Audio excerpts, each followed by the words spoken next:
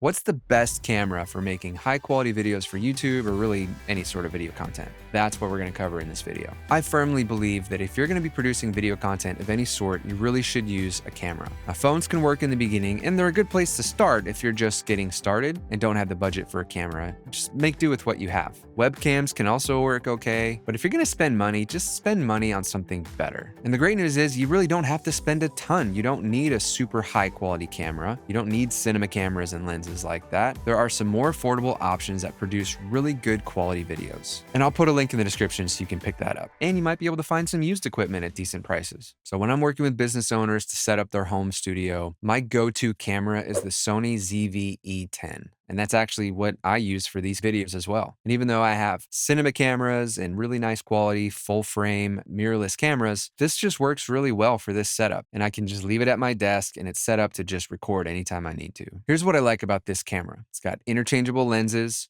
good quality video. It's got good autofocus. I also like that the camera has a flip screen that comes out because some of the cameras don't. My Sony a7 III has a screen on the back that can move this way, but it can't flip up and around. So if I'm using it for anything like this, I can't even see myself. So if I were using that and didn't have some of my other fancy stuff, I wouldn't even be able to see myself and make sure I look good in the frame. There's plenty of features, and I don't think we need to dive into all the features. There's other videos that talk about all that stuff that really doesn't matter. You can also use it for pictures. So if you need to take pictures for things, it takes pictures. And here's the biggest one. This camera does not have a 30-minute recording limit like most non-cinema cameras do. Even some of my higher end cameras that are not cinema cameras, they have a 30-minute recording limit. I won't go into the why. I don't really honestly fully understand it. It's something to do with like import taxes or something, that if it can't make videos over 30 minutes, it's not a certain kind of camera, so they don't have to pay as big a taxes or something. I don't know.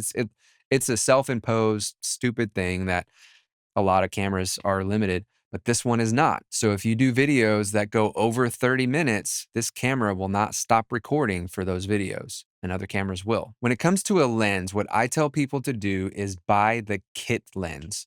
Now, kit lens just means that's the lens it comes with. There might be a few options, but make sure it's the 16 to 50 millimeter zoom kit lens. The reason I recommend the kit lens is because you can zoom to just the perfect setting for your setup, and it'll tell you what you're zoomed into, and then you can buy a lens that fits that. So for instance, when I set up my camera and got it dialed into where I like it, and I like the framing, when I zoomed in, it was around 24 millimeters, and that's the lens that I end up buying. But you're not going to know exactly what's going to work for you in your situation. It might be a 16, it might be a 24, it might be a 35. If you don't know what those numbers mean, it's essentially how zoomed in it is. The higher the number, the more zoomed in it is. It's called the focal length. Now, typically what I recommend is you want the biggest focal length that can fit in your space while still having enough of you in the shot so it's not like super zoomed in and like just your face, right? So I'm not going to go into all the details of what all this stuff means. Just suffice it to say, we want to get the highest focal length that works for your shot, and then just get the best lens in that range that you can afford. Now, I recommend getting a lens that can go to the lowest f-stop possible. 1.4 is the best, 1.8 is decent, 2 to 2.8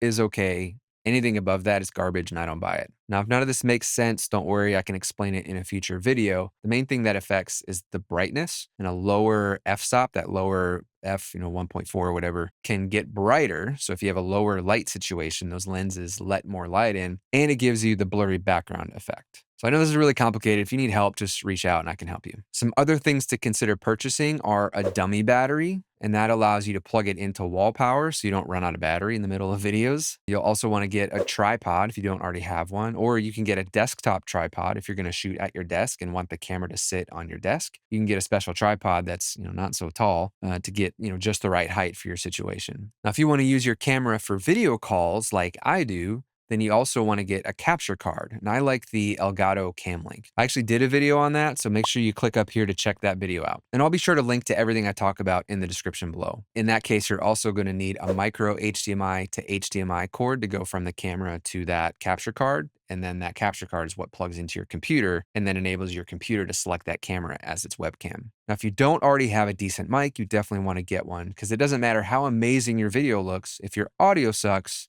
your video sucks. And that's just the truth. If you need some recommendations, I'll link to them in the description. And I've done a whole video on my favorite microphone, so check that out if you're needing one. Or if you're needing a budget mic, I did another video on that. Now, this is just the first step in making high quality videos. If you need more help, I actually created a free training that talks you through the 3 lights that you need. I also go through how to set up your shot and just make it look the best that it can and help you go from amateur to awesome. So if that sounds interesting to you, go to glacierrockmedia.com/studio and grab that free training today. Now, as I said earlier, you can use this camera setup for video calls, for live streams. And if you want more info on that, watch this video next, and I'll talk you through everything you need to know.